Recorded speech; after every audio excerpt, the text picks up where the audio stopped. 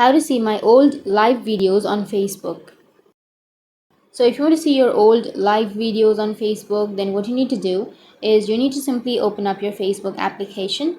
And once you open up your Facebook, now if you go with the upper right, which has that three bar icon, then here you won't have an option of live videos. So what you need to do is go to your profile icon. Once you go with the profile, now go with search, which is on the upper right.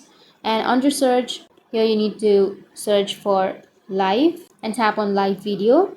Once you tap on live video, here you will have all of the live videos, right? So from here, if you want to go with your live videos, then click on the search icon again, and after that you need to enter your name, which is on your Facebook account. So go with the search and then enter your name. Once you enter your name, you'll be able to have your live videos. So in my case, I don't have my live videos, I've not gone live.